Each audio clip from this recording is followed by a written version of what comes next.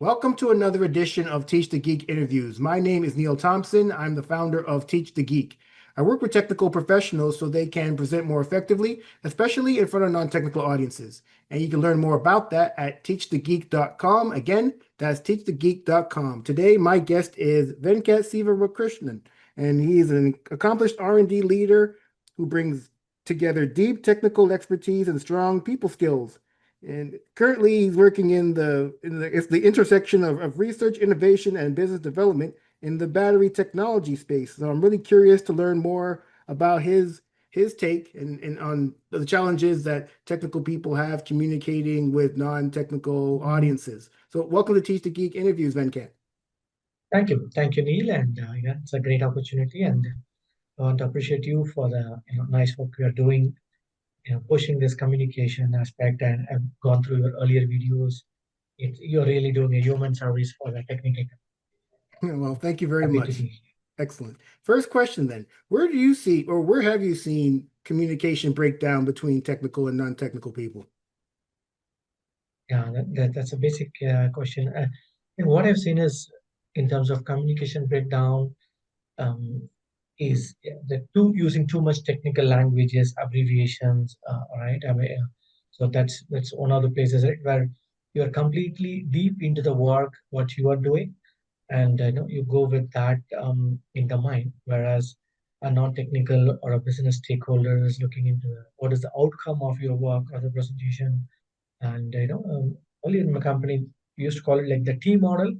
Anything, any career or any discussion, you need to approach from a balance between breadth and the depth. Sometimes that's where the mismatch comes in. Technical folks go into too depth of the team, whereas business folks expect the broader understanding and the business relevance. Yeah, that is one way to see that. Yeah, I fully agree. When I first started, well, it was during my second job, I had to give presentations in front of management. I was working as a product development engineer, and the people in the audience were senior management, CTO, COO, CMO, CEO, all the C's, and maybe some other people too. And these people were having to listen to a bunch of typically engineers who were project leads.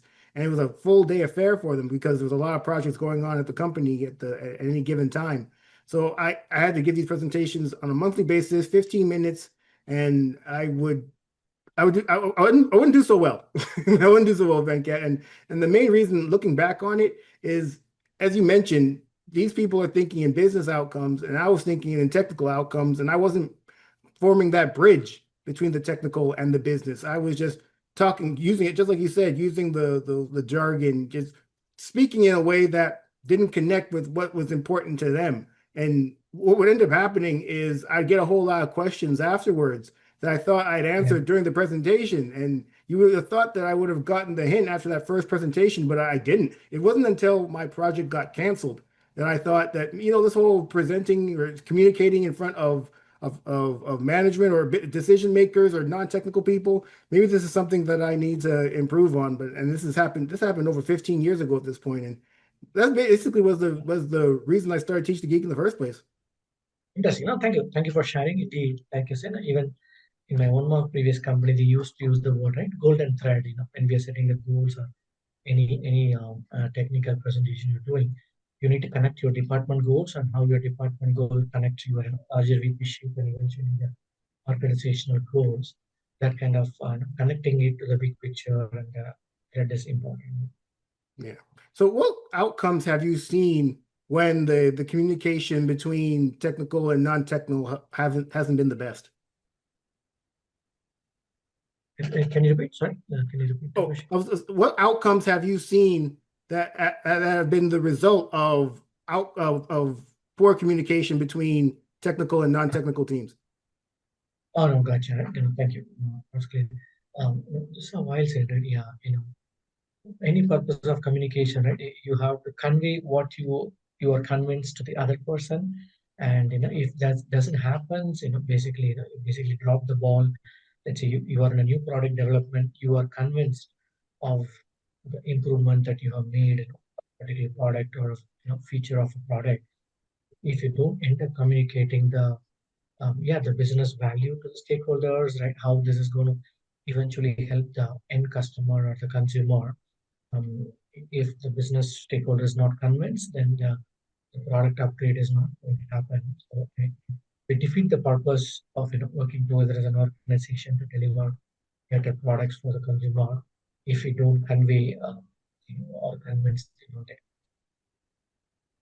Yeah, yeah. I mean, just because I said earlier, you certainly don't want to be in the position I was in and having your project canceled because, well, I mean, even looking back on it now, I don't know for a fact that it was canceled because I didn't do the best job of persuading or convincing the senior management that this is a project that's good enough to keep going.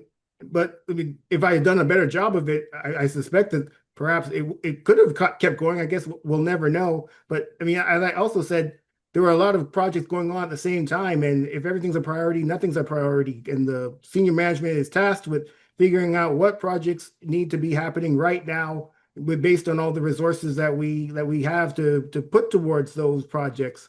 And I suspect that the projects that went through weren't necessarily the best, but maybe they're the ones that were best communicated to those decision makers in a way that they could understand this, for them to say, this is absolutely. something to keep going. Exactly, right? Yeah, you need to convince the other party, and communication is the key. Yep, yep.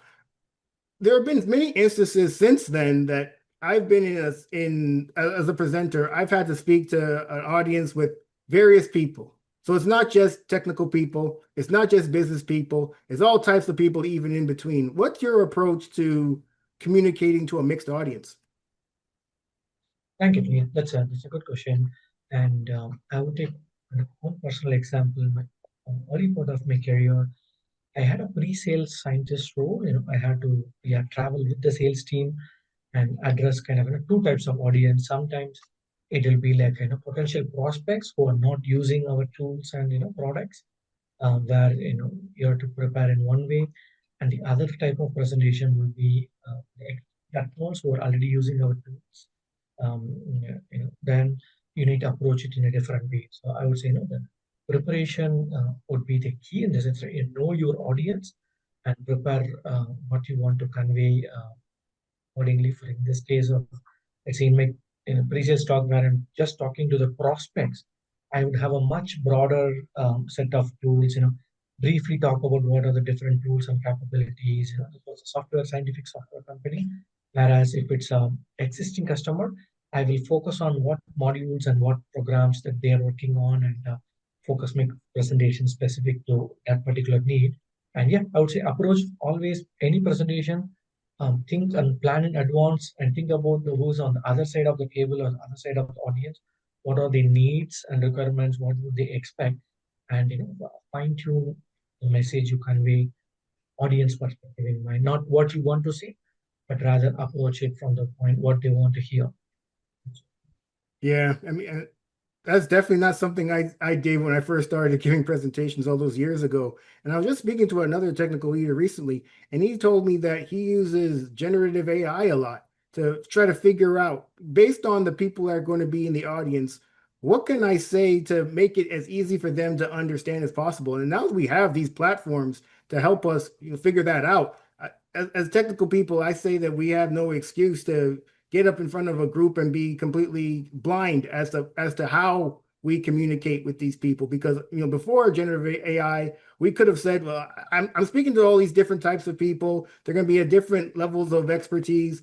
I'm not exactly sure what level I should speak at to satisfy all these people. So I'm just going to try to figure it out as I go along, or maybe make my best guess before the presentation. But now that we have generative AI to Absolutely. really help us to figure that out for us, and give maybe just give us this another perspective as to how to thread that needle, how to speak. Absolutely, yeah. Have It's, a like a free consultation with the AI. Hey, this is my audience. What should I do and how should I approach? That's a wonderful, yeah, and kind of yeah, discussion before you go. Agree. yeah, yeah. And once he said that, I thought, oh, well, yeah, yeah, this is an excellent idea, and it's definitely something that I've done. But just from speaking to him, the level in which he does it and the level of the prompts that he uses, to come up with those answers to those type of questions and how to address mixed audiences. I thought, well, yeah, I probably have some work to do in beefing up my prompts, that's for sure. So another question I have for you, Venkat, is when it comes to for technical people communicating with non-technical people, what misconceptions do you think non-technical leaders have about technical work, and how those misconceptions affect decision making? That's a fair question. Yeah, it's a two-way round. I think it's yeah, it's a two-way street. Sometimes the non-technical or business, I would say, especially finance folks, since I'm coming from an R&D background, people can come up with a perception that they don't have the sense of cost, right? What is the cost involved? What are the financial implications? Generally, yeah, technical folks get carried away with the only the technical aspects of the projects and their curiosity rather than the financial or the cost implication that could be a default assumptions they may come with it up. One way to tackle that situation could be address that explicitly. Hey, this is my idea. This is what we have done. This is what it is, and always have an explicit section. The how if it's obviously it's going to reduce the cost of your product or service, say it because that's what they're looking for. Otherwise, always approach it, or address the what is the financial implications of this idea or product. If we address that, we could yeah manage the perception around the fact that technical folks only worried about the technical delivery. They don't worry about the financial impact of that change. The technical. When you were answering, Venkat, it reminded me of when I worked as an engineer, and I never thought about costs ever, really. I mean, and so the perhaps the assumption of the finance people that the R&D people don't think about cost, well, it can kind of be true if it's referring to me because I was just thinking about the technical aspects of the project that I was working on. And something so interesting also, Venkat, is that every other week money ended up in my bank account, but I never thought about where the money came from ever. That's a good way to say it. That's a good way to say it. We take that for granted. Hey, salary is the commitment from HR, but I'm doing what I'm doing. That's a good way to put it. Yeah, yeah. Because we're working for a for-profit business, they have to sell something, a product or a service. They got to probably sell a lot of it to be able to pay all those salaries, to pay for all the expenses. But all I knew is that I'm supposed to get the certain amount of money in my account every other week, and every other week it shows up. But I never thought about the costs. I never thought about anything really outside the technical implications of whatever I was working on. And just even starting from there, not being able to think about money is, well, I got the lesson eventually, especially when that project got canceled. Yeah, yeah. Well, I guess we'll never know about that. Another thing that I eventually came to realize was storytelling when it comes to being a presenter and communicating with audiences. When I first started giving presentations, I never really thought about storytelling at all, but I'm curious to hear your thoughts on the importance of storytelling when communicating with audiences. Thank you. It's a very important point. Storytelling is, or how you approach, plan, and strategize your presentation is very important. And I would say it's kind of part of the preparation. And yeah, especially it's like a large town hall, or you're addressing some very senior stakeholders, or it's a critical one. Even right, it could be a job interview. It's very important that you think through, have a storyline, and practice. Even pre-record yourself. Does it fits with the audience expectations? Planning a story line is very important. And as they say, right? Yeah, I think I really like the historian Yuval Harari. Like this is it. Human society. We all. It's what all we do is tell stories to each other. That's what people connect to. People connect to stories much more than facts and figures. So it's a really important, right? Hey, then when they leave out of the meeting. Some technical folks, some of them may remember some numbers, but otherwise they remember, the story. This was the interesting, more than the technical talk of the presentation. I really like the way he presented, the way he weaved around the story, around the delivery. So that's really important, I would say. Right? Yeah, style of presentation you should think through and plan, and yeah, prepare the story for the audience so that they remember the way you said it in addition to it. Yeah, when I first started giving presentations, as I said, I didn't know about the importance of storytelling because I thought that as a technical person, people want the data, they want the facts. So I'm just going to hit them with that, and then they're going to do with them with that data what they're going to do with it. They're going to make the right decision. And I Yeah, eventually realized that that's just not the way that people think, really. You can hit them with all this data and they might just think this, they're just overloaded with data. They have no clue what to do with all the data. And looking back on it now, I feel a bit embarrassed by the fact that I thought that just hitting them with data would be enough because, as a technical person, you likely had to go to school and you studied something technical, and then you took on a technical role. So by doing that, you being exposed to this data isn't a big deal because you're used to yeah, it. And yet here you are getting in front of non-technical people, hitting them with data that you see every day, expecting them to understand it fully. And you likely couldn't have understood it before you became the expert that you are. And so you're making this absolutely. this unreasonable expectation of these other people. And especially if it's a diverse audience, right? And it's not a single block. And there, yeah, there are lots of, I wanted, and there are plenty of nowadays videos and training materials available. And one way to, practice, or, one strategy for the storytelling as well, right? Based on diverse audience, even if it is diverse audience, they say at the beginning of the presentation, they say, right, drop some hooks. I know there are finance audience. I will address how this leads to X% cost reduction. I know there are, engineering folks. I will tell how this improved the rate. Just follow me through, and then I will address this. So now that you drop the words referring to their functions or department or their profile, they are keen. Hey, there is something in this presentation for me, so they that keeps them attended and then address it as you go along is one methodology to get the story. Yeah, that definitely makes sense. What strategies do you have to develop trust between technical teams and non-technical decision makers? That's a good one. Here, I'm going to give the old school answer. I think it takes time. It takes time. Eventually, yeah, right. Yeah, probably I'm old school, right? It takes time. You have to keep on, for example, internally within any company that I work for, periodic meetings, periodic updates, what you are doing, right? That builds a rapport. I would approach it, that way, right? It eventually comes down to, in my opinion, right?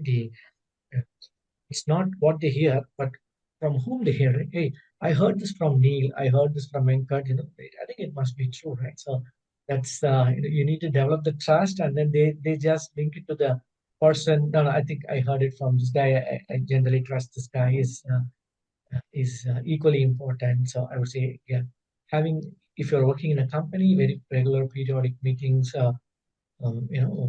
Yeah, slowly convey the message. It may take time, and then once you have developed the relationship with stakeholders, they trust you, even if they don't understand the data. When you were talking, Venkat, it reminded me of those presentations I had to give in front of management. And if I had to do it all over again to develop that trust between me and them, well, you got to meet them where they are. And by me not doing that, they probably thought this guy is just hitting us with a bunch of information we don't understand. So we're not going to trust anything he says because he's not putting it in a way that we can understand. If he were to have taken some time to figure out where we're at in our understanding of what we're on what we can take from his presentation, then maybe we'll trust him. Looking back on it now, as I said, I mean, I worked in spinal implants, and more specifically than that, I worked in a group called orthobiologics, which was using human cadaver bone to create or develop these spinal implants. And the group that I worked for was new to the organization. So only the people within our group really knew about anything that we were doing. So anytime we were giving a presentation in front of management or anyone really outside of our group, it was new to them. it was really important, especially for us, to be able to put things in a way that they can understand because they had no background in anything that Yeah, we were working on. And yet here I yeah, was using all the jargon that I knew that even some of the other engineers from outside of our group didn't know. So even if they were in right. the audience listening to me, they wouldn't have no clue what was going on. And yet I expected all these other people to know what I know that comes so easily to me. I expect them to know, and I expect them to trust what I'm saying is true. And it just, what right did I have to even think that? I agree. No, it's interesting. This also reminds me. They say, right? I think it's like a Japanese technique. If it's a key meeting in Japan, you have I don't know 5 to 8 stakeholders. Apparently, this also I heard it. I've not handled Japanese myself, but they say you have to go and have individual meetings with, let's say, this 8 of the stakeholders. You have met them one on one. You have conveyed your message before they come to the group meeting or the decision meeting. You have already met, like I said, develop the trust, and convey it on a one on one basis, and then you present in a group meeting the same content. So yeah, different cultural strategies. Yep, absolutely. Venkat, let me give you a scenario. You are who you are. You've been doing your job for as long as you have. You understand the importance of communication as a technical person. You are mentoring a younger engineer, and they think that if I'm just good at my job technically, that should be enough because that's what they brought me in to do, is to do this technical job. What would you say to them to convince them that communication should be a priority for them too? No, that's a good one. Yeah, I think this would be a like a real scenario, and they are not wrong. So as to say, maybe if I were their manager, probably it is my responsibility, and if it is a enter, convey them the importance, and I think that will be like the discussion now, we are having, right? So explain them you're doing a great job. This is wonderful data.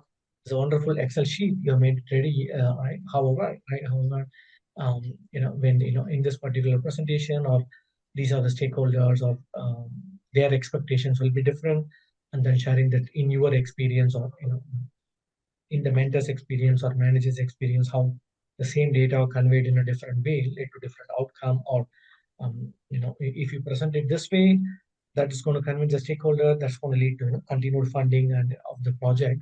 So yeah, I think it's a the junior engineers are not wrong to ask the question. Hey, my job is to generate the data, and that's it, I'm done with that. I think it's the role of the managers and mentors to convince, right, how this, what is the importance of conveying this data or graph as a message, or what's the value for the company from this information, and that's what leads to yeah, further progress of funding, continuing the project, and it's the role of the mentors and managers. Hmm. Yeah. I think it's important to ask that junior person, what are your goals in working here? Where do you want to be in, 2 years, 5 years, however many Agree. years? And if they say they want to be in a management level position, or they want to be, more senior, obviously, to where they currently are, you need to point them to people who are in those roles and tell them what this person did to get there. That makes it way more crystal clear in their Agree. mind as to what they Agree. need to do. You see that person over there who is the director of engineering?